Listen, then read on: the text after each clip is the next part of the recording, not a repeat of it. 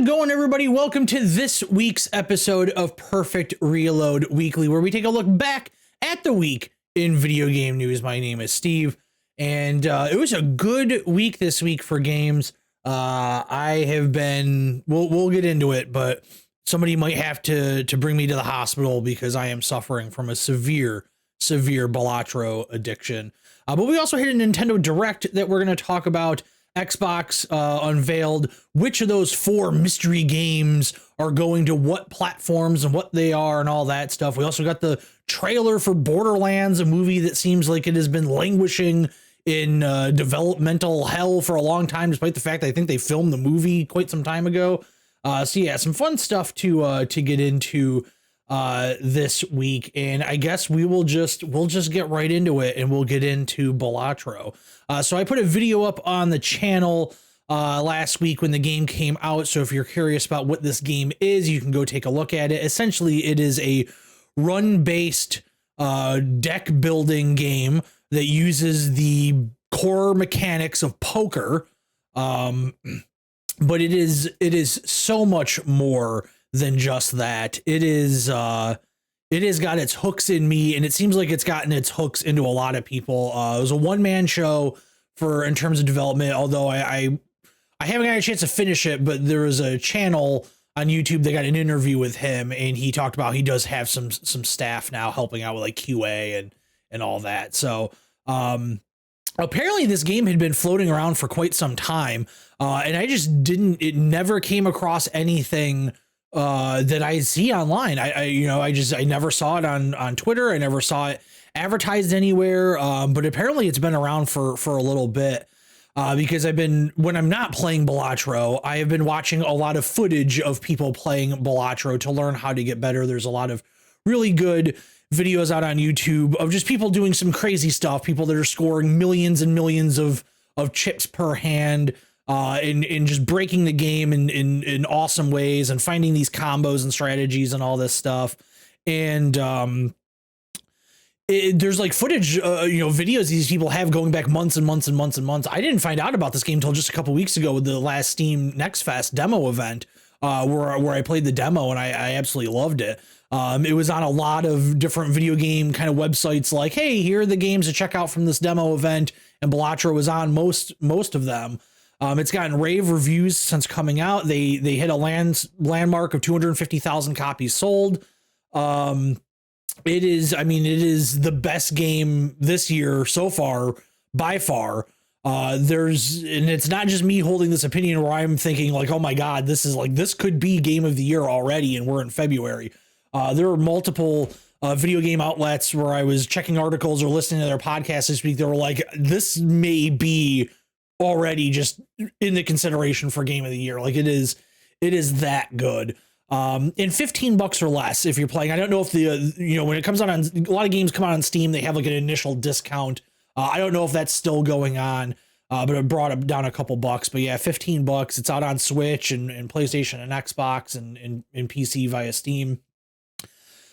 Yeah, I just cannot stop playing it. It is a hard game. Don't get me wrong. It is difficult. It's going to take you some time to learn the mechanics and learn the systems within the game. I know people are really, talking about how it reminds them of other deck building video games. To me, honestly, the closest analog I can give to it is Magic the Gathering, which is interesting because Magic the Gathering is a multiplayer card game, either you against another person or sometimes 4 people or whatever it may be, depending on what format you're playing. And you're going against, there's combat and all that stuff and turns and rules and all this. This doesn't have that. There's no enemies in this game. You're not playing against an AI. You are just trying to get the best possible hands to meet whatever point requirement is placed upon you. There are boss rounds where there's like a restriction imposed upon you, like whatever hand you play first, whether it's a flush or a pair or 2 pair or whatever it is, that's the only hand you can play for the rest of the game, or the rest of that round. Or all of your heart cards just don't work anymore. If you play anything that's a heart suite, it's just not going to score. And of course, there's ways to get around that. Because in between each round, there's a shop that you can use that you earn money every round, and you can spend it on booster packs. You could spend it on these Joker cards that change. That's really how the game really gets crazy, and all these different things. But the reason why it brings me back to Magic is I don't play Magic anymore. I am way out of the game. I have not really played since like 2018. But I was working at a place for a while, for several years, where I would say a good 70% of my coworkers, my closest coworkers in the department I was in, were playing Magic. So naturally, I just kind of got into it. It was a good way to meet, new people that were working there, to form kind of those relationships and friendships with people around you. And so I started playing the game. And the reason why this brings it to me is the deeper you get into Magic, especially with some of the different formats of Magic, there's a lot of combo-based decks that can theoretically just kill you on turn one. Or if you're like me and you're a psychopath leyline legacy player, you could potentially win the game before the game actually technically even starts, because you're playing the cards in your hand before the game officially begins. And it's these combos that synergize with the other cards. Your deck is built around these combos. Your deck is built to have these specific mechanics pop off. And that's really what Balatro is. You're trying to form some type of system that you are working, which is interesting because every run is different. You don't know, you may have gotten an amazing run last time around, but you don't see any of those cards the next time around. So you got to learn how each system works with every card. And there's definitely some like meta strategies floating around. I will say the vampire card, the vampire strategy, is incredibly powerful. A lot of people are abusing the ancient Joker system, where every round the Joker will tell you, okay, we specifically want you to play this suite or this suit of cards, and if you do so, you will get a bonus. I got my first win in the game today. It was the last thing I did before I came to record the show. I was supposed to record the show a couple hours ago, but I was in the middle of a hell of a Balatro run. I got my first win. I'm at least 12 to 15 hours in, and I got my first win, and it was via the vampire mechanic. That vampire mechanic is just absolutely ridiculous. Now, granted, when I got my win, I was not popping off million chip per hand, hands. I was getting 400,000, 500,000, something like that. A lot of the Jokers that are going to give you these mechanics, these Joker cards, are things that you have to unlock the more you play the game. They're not all unlocked from the beginning. If you want to disable achievements, there is an option in the options menu to unlock all the cards, so they would theoretically show up in the shop. But I'm enjoying unlocking everything as I go along. Each deck that you unlock has a different mechanic. One deck will give you, here's an extra discard, or another deck will give you, here's just a whole new hand, or an extra hand to play. So instead of having 4 attempts at each round, you would have 5. There's ones that I've seen that start you off with some extra money so you can buy things in the shop, or they'll start you off with extra modifier cards. There's all these modification cards. There's tarot cards, which will give you enhancements to your cards, or sometimes they'll double your money, or it'll allow you to destroy cards because sometimes you want to have less than the minimum amount of cards. Because there's Joker cards that'll be like, hey, every time you go a card under the minimum, we're going to give you X multiplier, and you can kind of work it towards that. There are these planet cards that will level up your hands. So let's say you play a pair, you would get a times one multiplier, just base level, right? Where you could play the planet card that affects pair, and now every time you play a pair, you're getting double the points that you were, and you can keep this going. This is actually how I won my my first game. Was I had, just by coincidence with some of the things I was unlocking, I ended up having like a plus 12 multiplier on straights, or I'm sorry, on flushes. So every time I would run a flush, I was already getting a plus 12 multiplier. And then with all the 5 Joker cards that I have, and I was feeding into the vampire card, that was spitting out a continually increasing multiplier. And there's a card where if you're out of discards, then you get a 15 times multiplier. So I was forcibly discarding all down to 0 discards to get that 15 multiplier. And it got to the point where on the final round of the last ante, there's like 8 antes, 8 rounds total. I only had to play the one hand. I discarded, got my flush, and fed it. It fed the vampire, increased the multiplier, knocked off all the bonuses I had been working up to and building up over the course of that run. And it was like the perfect moment of, here's this strategy I found, and it paid off. It's very much a game that rewards you for that planning, rewards you for finding these synergies and these mechanics that work well with each other and exploiting them. The game wants you to exploit it.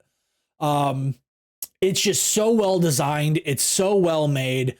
It's the perfect game to play while you're listening to a podcast, watching a movie, what have you. It's just really, really good. It is, man, it's been a while since I've been like this into a game. Like, granted, last year we had some amazing games, Alan Wake 2, Spider-Man, all that stuff, things that I feverishly played through. I got through Spider-Man 2 in like a week. But they weren't necessarily games that I was like, oh, the second I have a moment, I want to go back and finish this. I was playing those games in chunks to get them along, except for Alan Wake 2, where I had to really race to get that done before Game of the Year last year. But with Balatro, it's like the second I'm done playing and I go off and do something else, it like starts coming back into my head like, hey, you should probably go play some Balatro. Like last night, I was gonna like, okay, I'm gonna sit down, I'm gonna watch the basketball game and just enjoy my evening, relax. I had a long week. Let's just watch some basketball on TV. And it was like within 30, 40 minutes of watching basketball, it's like, you can just watch this basketball game on your phone and put Balatro up on the TV and that's what I ended up doing. It's very much in there. And I will say, this isn't the laziest thing that I have ever done when it comes to video games. I will happily reveal that. But this was pretty lazy, where I got Balatro on Steam to have on PC. I have it set up so I can run my PC in the living room, but I do have to get up and pick up a keyboard and mouse or controller or what have you to do so. And I was laying on the couch the other night, and I was like, I really want to play Balatro. I don't feel like going sitting at my desk. I also don't really feel like getting up to grab that keyboard. Could just buy it on the Xbox store and have the Xbox. So now I have it on PC and Xbox. I will say the laziest thing I have ever done when it comes to video games is I was really in the mood to play Virtua Tennis on the Dreamcast. Instead of getting up and walking at that time, it was when I was still living at home with my parents. At that time, it would have taken me 4 steps, 5 steps maybe, to go grab my copy of Virtua Tennis for the Dreamcast and grab the case and bring it over and put the disc in. No, instead, I just downloaded the ISO file and burned it to CD without having to stand up or get up out of my chair to play it. That is 100% the laziest thing I have ever done with video games. But this Balatro thing was a pretty close second. In my defense, I had a long week. I was very tired and I pulled my back out and just didn't feel like getting up. But yeah, the game is just, I can't wait to play more of it. Now that I've got that win, I unlocked a whole bunch of new stuff. There's like certain jokers I've been watching people play with that it's like, okay, how do I unlock that joker? Because I want to try that strategy too. And then listening to the interview with the gentleman that made it. I'm not sure what his real name is, because the interview didn't give his name. It just gave his development company's name. I believe it's Local Thump or Local Funk or something like that. I apologize for not knowing it off the top of my head, but he said like, he's not done, the game is out, but they have some bugs to fix.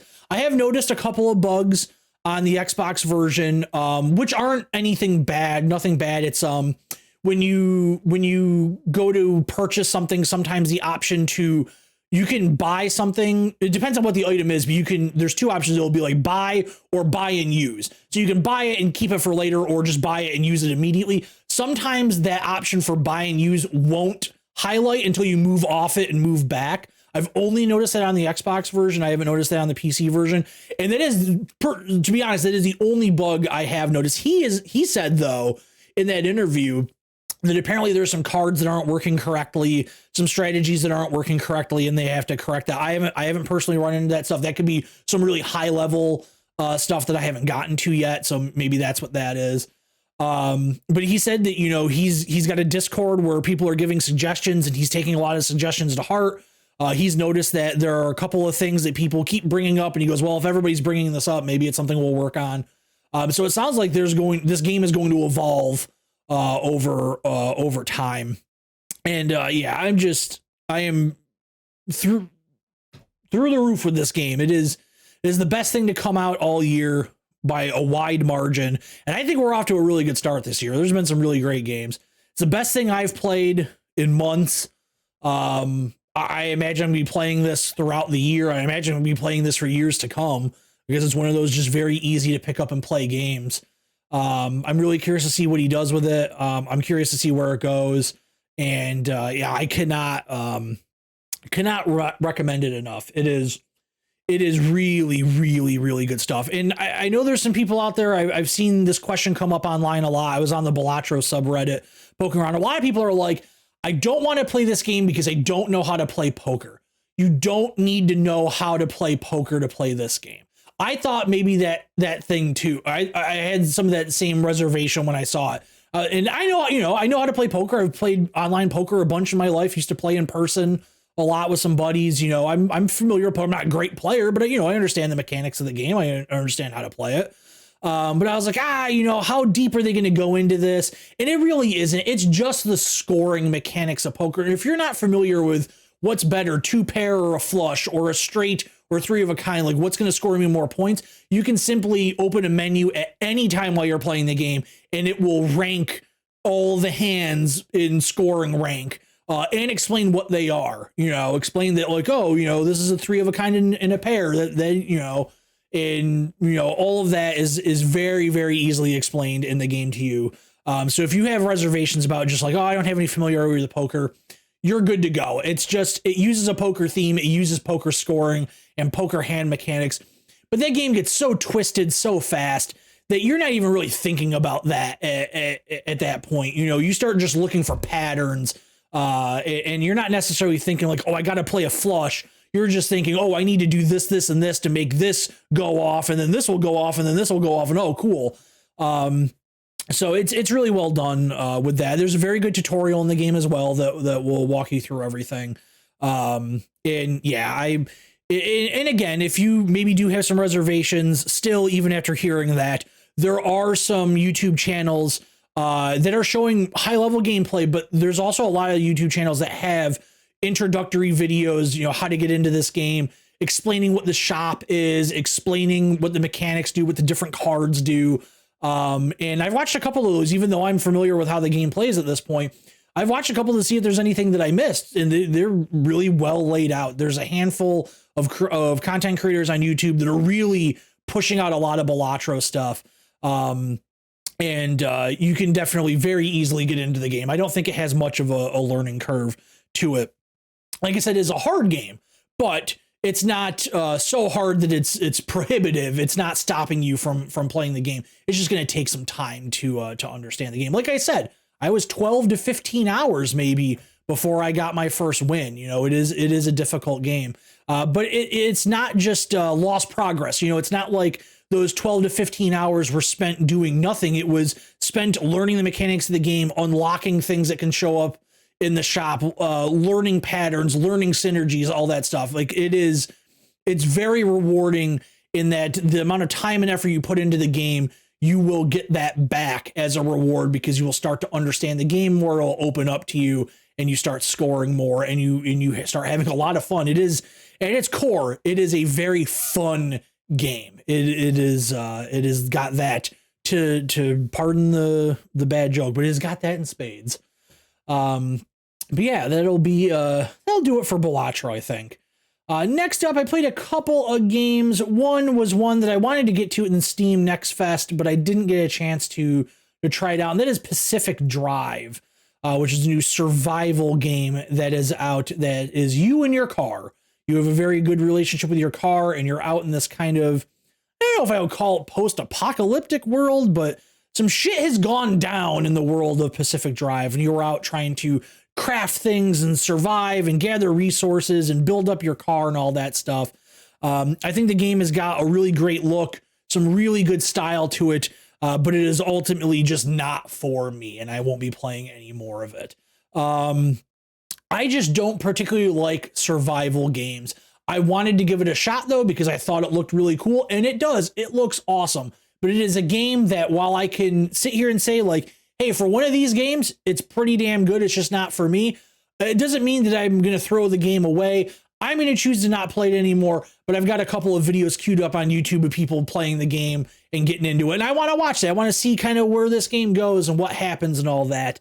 It's something that I'm happy to watch, but not necessarily happy to experience. But I think it's a solid overall package. I didn't run into any issues with the game, no bugs or anything. I guess the PS5 version is having some performance hiccups. I played the PC version, and didn't have any issues, no frame rate problems or anything like that. Didn't notice any bugs or glitches or anything odd going out. I will say that I think the controls are a bit clunky. The navigation of your inventory systems and all that are a little bit a little wonky. There's times where I meant to open the door, but instead it did something else. Or I tried pouring gas into the gas tank and it would just stop pouring the gas, and I had to start the process all over. There's just some kind of wonky things there. Those are things that either maybe they stay that way and you just kind of get used to this is the way that this game plays, or it's something that could probably very easily be patched out at some point. I also thought that maybe there's a little bit too much clutter on the screen. There's a lot of, you got all these objective things in here, little tooltip pop-ups going up, and just a lot of stuff on the screen. I thought that maybe that could have been scaled back a little bit, but at the same time, the more you play the game, maybe you want all that information right in front of you. Maybe that's something that would be very useful to you to have. But for me, at first glance, it was just a little bit too much. Then last up for new games this week, I'm not exactly sure how to pronounce this. I'm going to go with NIDUS, maybe NIDUS, NIDUS. It is, well, if you look at the images, it's going to look like a bullet hell. And it's going to also kind of look like a Vampire Survivors, an auto shooter. But it really isn't either. The way it controls is very interesting. It is a twin stick game. You're really only using the triggers and the sticks on a controller. And you are a dragonfly, some type of insect. You have this flower, I believe it is. This game is very abstract. It's got a cool look. It really does. It has a really, really nice art style to it. But I want to say it's a flower that you are tethered to. You can only go so far. You're moving the flower with the left stick, the dragonfly with the right stick. You're charging up attacks with the right trigger, and you'll kind of zoom forward through enemies to collect resources. And then the left trigger creates a circle on the screen, and I think the circle is meant to suck up resources. I don't know. The game is very incomprehensible. It needs a fucking detailed tutorial. I was totally lost. And I just eventually just gave up playing it because I was like, I don't even know if I'm doing what I'm supposed to be doing. It was just, I was in like this endless loop, and I don't know if I was just in this endless loop because I wasn't progressing the game forward because I wasn't sure what to do, or that's what the game is. I genuinely don't know, but it has a really neat art style. It's not very expensive. I want to say it was only a few dollars. Yeah, $7 on Steam right now. Oh, I'm sorry. It is a flower and a wasp. So I was close. It's some type of bug. And you look at the videos and the screenshots, and the game is like going off. It looks absolutely bonkers, but I couldn't get anywhere near to any of that stuff. So again, maybe this would be, maybe I'll give it another shot. It's not like, the game's gone away or anything. I still have it, but, I don't know. I just couldn't get into it. Maybe I just need to try it again. Maybe I need to try it again when I'm not thinking about playing Balatro instead. So yeah, it was, it's neat. I'll give it that. That's the best I can say for it right now, is that it is neato burrito. But yeah, that's gonna do it for what I played this week.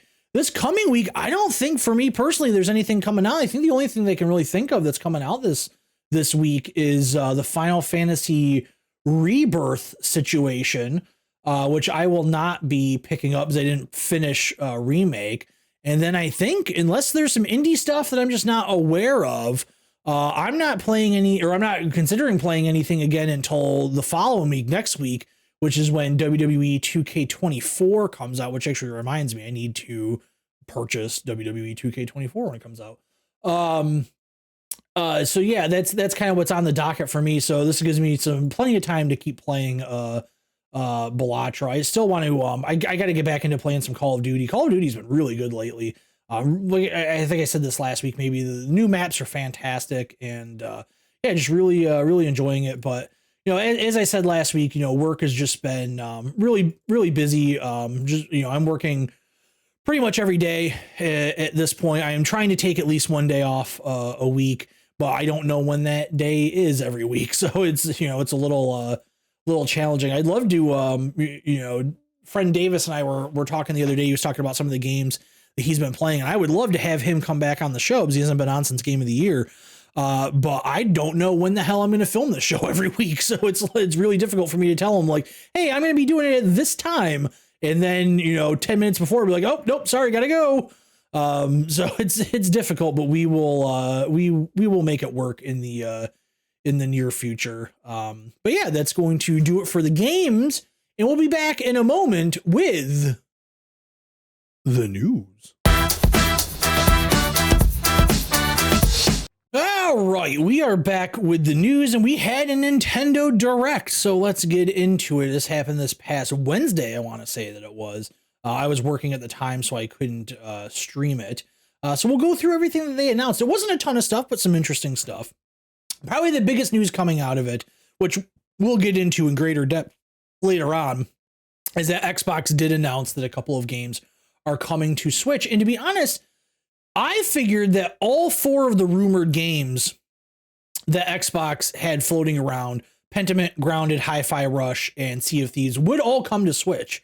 But only Grounded and Pentiment are. Pentiment is out now. It came out the day after the Direct, and then Grounded is coming out in a couple months in mid-April. I think Grounded is a smart move. It's a live service multiplayer game. Opening up to more player bases, getting more people involved with the game can only be a good thing for, which is why I thought it was odd that Sea of Thieves wasn't coming to Switch. Maybe that's too hard to run on a Switch. Also, Hi-Fi Rush seems like it's like tailor-made for the Switch, but again, maybe for whatever reason, it's not a great fit for the hardware. I'm not quite sure. I played very little of Pentiment. I kind of want to get back into it. And I have not played Grounded. I watched some people play Grounded online. I watched some streams around the time the game was out, and they had a lot of fun with it. But I don't have a group of people to play video games with, so I pretty much don't get to enjoy any of the hot co-op games that are out there because I just don't have anybody to play them with.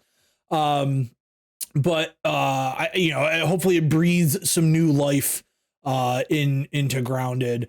But yeah, I think it's good choices for Switch, but a little odd that the other 2 aren't coming as well. Next up, a new Super Monkey Ball game is coming out this June. Super Monkey Ball Banana Rumble. It's the first new game in over 10 years. It's going to have some new features. It'll be 16-player multiplayer.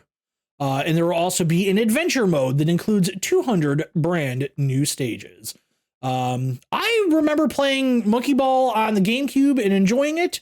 I did not keep up with the series in any way, but I have positive memories of playing it. But as someone who doesn't have a Switch right now, I will not be checking this out. Although I did not check to see. Oh, no, it is exclusive. It is exclusive to Switch. But something that I definitely will be playing because it is coming to Switch, PC, PlayStation, and Xbox on March 14th. The Star Wars Battlefront Classic Collection. This will be the first 2 Star Wars Battlefront games. It's also going to have new content, new maps, new characters. Here's a little write-up for it. It says, new character includes Jedi Kit Fiso. No idea who the hell Kit Fiso is. I don't watch any of the extended stuff. I don't watch any of the cartoons. So I'm assuming that it's somebody that was, oh no, they was actually in the movies. Okay. Oh, I recognize them now that I see. I just didn't know that's what their name was. Okay, that makes sense. Jabba's Palace is going to be a new map and a new mode called Hero Assault. I love the original Star Wars Battlefront. I played a little bit of Battlefront 2, but I really, really loved the first one. I am very excited to play this, being able to play this online. I'm going to 100% be checking this out when it releases in just a few weeks. What was it? Is it 3 weeks? Yeah, 3 weeks. 3 weeks from this Thursday it comes out. So I am quite excited for that. I never owned Battlefront, but it was a constant rental. I would rent it quite a bit, and always had a good time with it. Next up, some classic Rare games are coming to the Switch Online catalog today. Killer Instinct, Battletoads and Battlemaniacs, RC Pro-Am, and Snake Rattle and Roll will be available to Switch Online players. And if you have the Switch Online Plus expansion pack, you are also going to get, I guess some would say classic, Nintendo 64 game Blast Corps. I remember Blast Corps being a pretty big deal. People seem to be into that game. I don't know if it was because it was that a launch title? And maybe that was why everybody was buying it. Can't remember if that was a launch title or not. Was it? When did the N64 come out? No, it came out 5 months after it came out. So maybe it was just getting a lot of attention because it was a Rare game, and maybe it was getting a lot of attention because it was only a few months after the game came out, and it was a pretty big deal. I remember it being advertised to hell. I remember seeing a lot of advertisements for Blast Corps in like EGM and GamePro and all that. They definitely had a pretty sizable marketing budget for it. Next up, a game that I'm actually, if I had a Switch, I'd be very interested in this. They're doing a remake, remaster, whatever you want to call it, of Epic Mickey. So Epic Mickey from 2010, which was on the Wii. Epic Mickey Rebrushed is the name of it. Upgraded graphics and other improvements. It will also add new skills. No release date aside from the fact that it is coming out at some point this year. This goes in line with a lot of what Nintendo has done for the past few console generations. When their system is getting ready to end and they're getting ready to have a new system, we start to get a lot of remakes, a lot of remasters. We had the Mario RPG remake last year. The Paper Mario one is on the way. We've had some other ones, over the past few years as well, or past couple of years. I'm sure we'll have more this year to go along with it. I mean, we've already talked about, we are getting remakes or remasters of Star Wars Battlefront. Here's another one with Epic Mickey. Next up is yet another one. So this is going to be Shin Megami Tensei. I can say it. Number 5, Vengeance. It's a revamped version of the 2021 Switch exclusive. So it's a remaster of a Switch game already. Whatever. It's also coming to PlayStation, Xbox, and PC on June 21st. It's an enhanced version of the 2021 RPG with some new content, with new locations, demons, and choices that players can make. Aside from the fact that they are all kind of wrapped up into that same Atlas world, Persona, I believe, came from Shin Megami Tensei. I never really played any of those games, except for, I want to say there was one maybe on the 3DS that I played, but I can't be positive on that. I'd have to take the time to look up to see if I was right, because I could probably recognize it from screenshots. But yeah, it's a long running franchise that has quite a bit of fans along the way, and with it no longer being a Switch exclusive in this new version, I'm sure it's going to probably do well for itself being multi-platform. Next up, the continuation of kind of an oddball one, Endless Ocean Luminous. It is a sequel to Endless Ocean 2 Adventures of the Deep. This was part of the Endless Ocean franchise on the Nintendo Wii. So it's kind of cool that the Switch is bringing along some Wii stuff. But in Endless Ocean Luminous, players will venture across the Veiled Sea region to discover all the marine life inhabiting the area. According to the store's list, or the game's listing on Storefront, it will have over 500 species of marine life for players to discover, and it is coming out exclusive to the Switch on May 2nd. I remember when I was working at the video game store that I worked at, we sold a fair amount of copies of the Endless Ocean games to Wii players. As a Wii owner, I never personally played it, but it obviously has some type of following and fan base, because I remember it being somewhat of a popular title for people to pick up, so there had to have been something there. We got another trailer for South Park Snow Day. This is the 3D co-op game that is coming out. It's coming out on everything. on March 26th. So just about, it's March or February 25th when I'm filming this. So just about a month away. Again, just more gameplay of the game. We've already kind of talked about it, and there's been multiple trailers, nothing really new or anything. Ender Magnolia Bloom in the Mist is a sequel to Game Ender Lilies. I know nothing about these, so I'm going to read this. It's a sequel to the 2021 game Ender Lilies Quietus of the Nights. Jeez, I can't read. In this dark fantasy Metroidvania, players control Lilac, who is on a mission to save the kingdom. This is from Binary Haze Interactive CEO Hiroyuki Kobayashi. We teased a sequel to Ender Lilies Quietus of the Nights nearly 2 years ago. We've received countless requests from our online community for a second adventure. It is an honor and pleasure to announce our next title with the help of Nintendo during such a prestigious event, talking about the Direct. We have much to share in the very near future. Stay tuned. So it doesn't say when it's coming out, just that it is coming out at some point this year, next year, I'm sure. Next up, probably a little bit of a disappointment. Mother 3, part of the Earthbound franchise for those of us in America.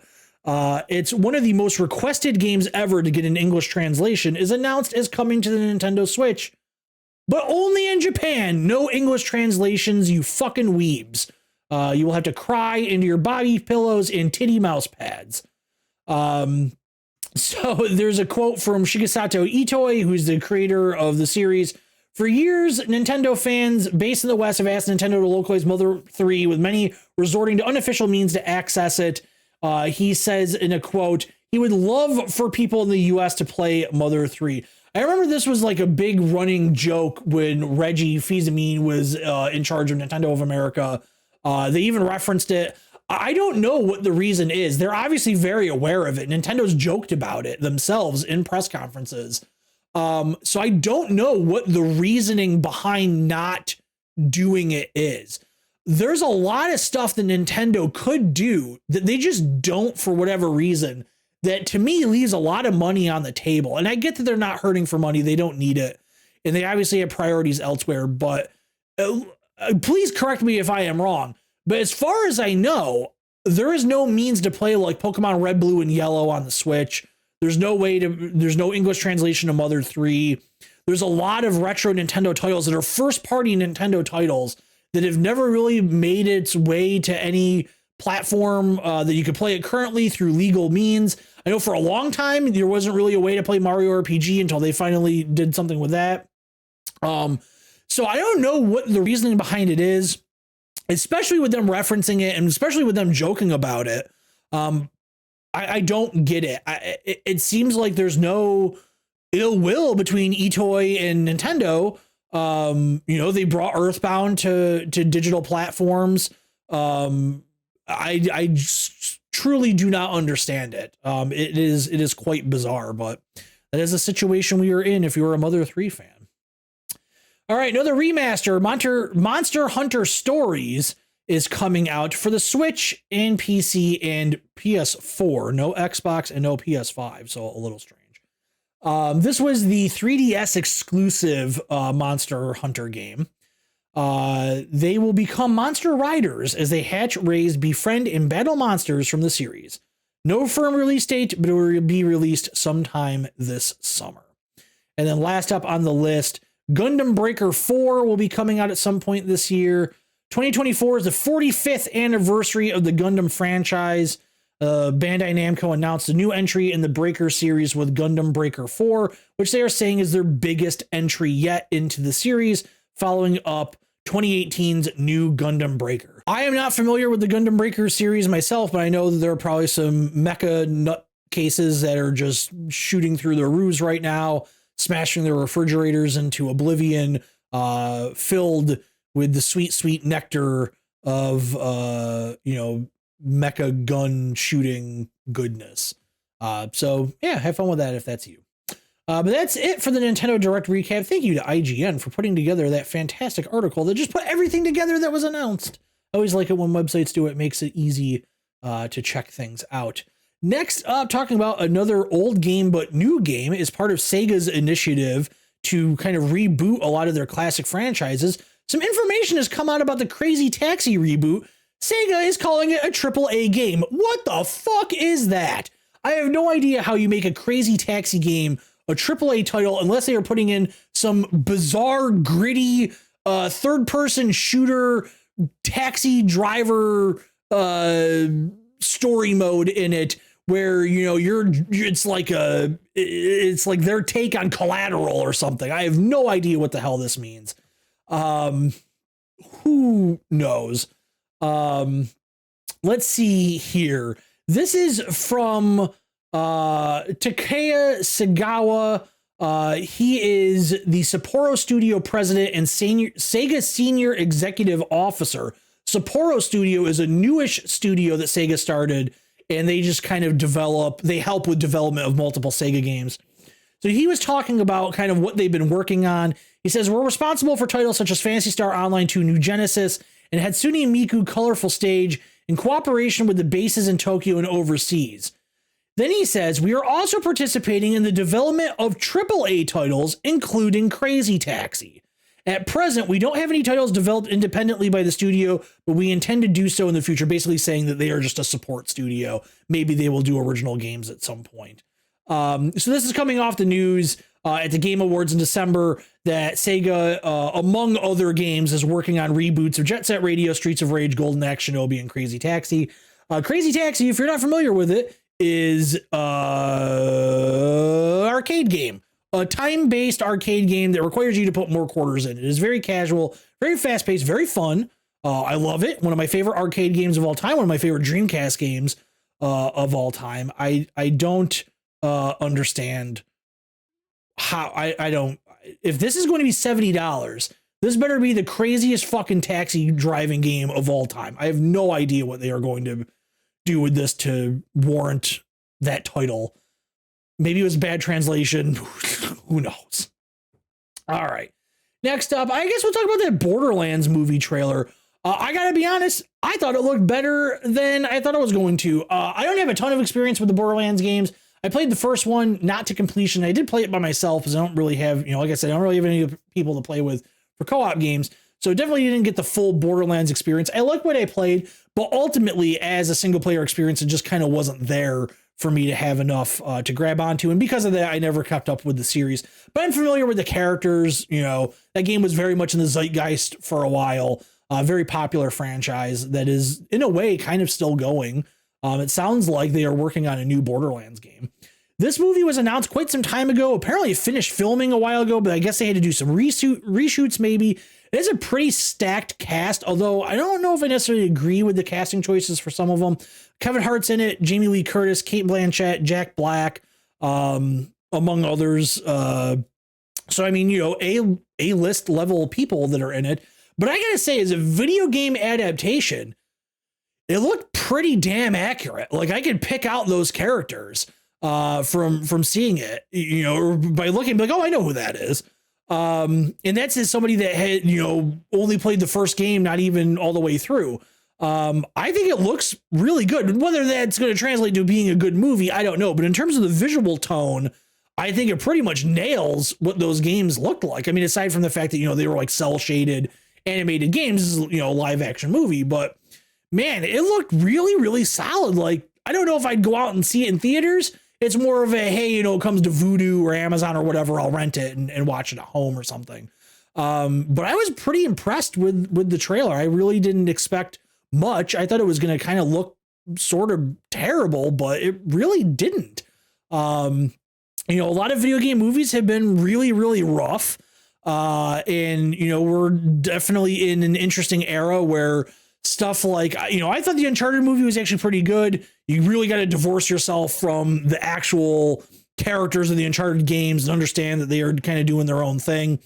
And then obviously, The Last of Us on TV, is a massive, massive hit, cleaning up at the awards and all that. It's showing that there are avenues of accurate and very good video game adaptations to be had in the world of movies and television. So we shall see. I don't think this movie is going to be a big hit. I imagine it probably ends up being a box office bomb. I don't think Borderlands has that mainstream cachet that maybe the studio thinks it does. But I hope nothing but the best for them. And like I said, when it comes out to rent, I'll give it a watch. All right, next up, this is actually pretty interesting because this involves the Sony PlayStation VR 2, which has been having some work done on it by individuals, shady individuals, trying to hack it and get it to work on the PC. At first, it seemed like it was probably going to be an impossible task. And then recently, within the past couple of months, I heard that the person that's working on it has gotten PCs to actually recognize the headset. And that's probably as far as they've gotten in terms of like big milestones.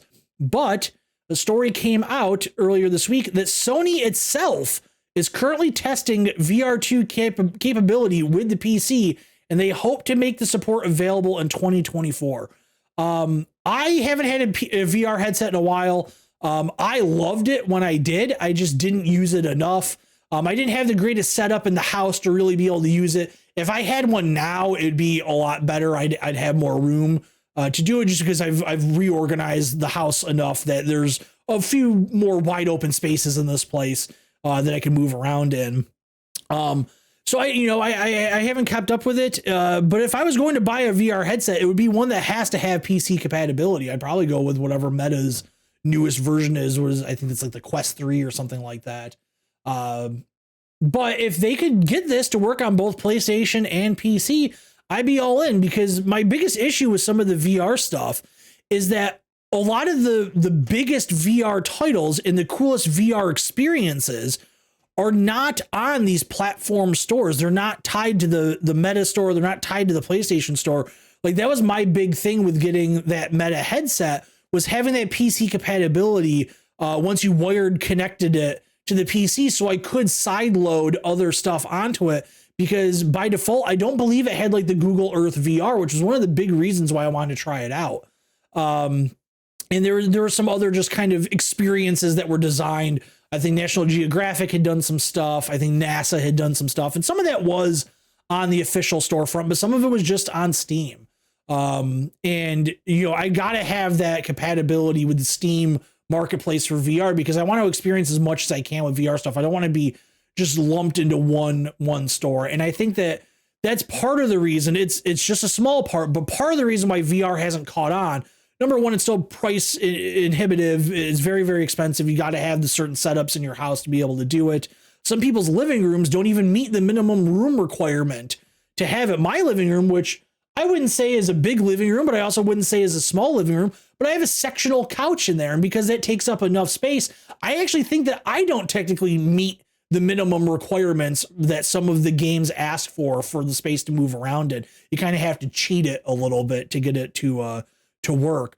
But I think the fact that there's not one unified store, and there's not enough VR games to go around, that these companies can really justify having these exclusives. PlayStation had some really strong exclusives, like the Astro Boy game. But then there was other things that were just not available on PlayStation that people wanted to play. And it's like, well, there's 1 to 2 really strong exclusives on PlayStation, but there's 5 to 10 really good exclusives. If I get a PC compatible headset, I'm going to go with that. But man, I kind of wish I could play these PlayStation ones, but I'm not going to buy 2 headsets. So I think that if they can actually truly get this to work, it would be for the best of everybody. And they also did announce that there were some new PlayStation VR games coming out already. The Wizards Dark Times Brotherhood and some DLC for Arizona Sunshine. And they also announced some coming soon games with Little Cities Bigger, Wanderer the Fragments of Fate, and Zombie Army VR.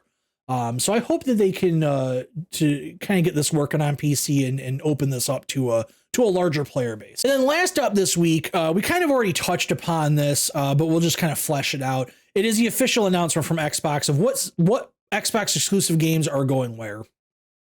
Pentiment is going pretty much everywhere. It's going to PlayStation 4, PlayStation 5, and Nintendo Switch on February 22nd, which is already passed, so it's out. Hi-Fi Rush is only coming to PlayStation 5, so no PS4, no Switch. That is coming out on February 22nd, which is already passed, so you can check that out. And then coming out in the future, Grounded, which will be on PS4, PS5, and the Switch on April 16th, with crossplay available for all those platforms that it'll be out on.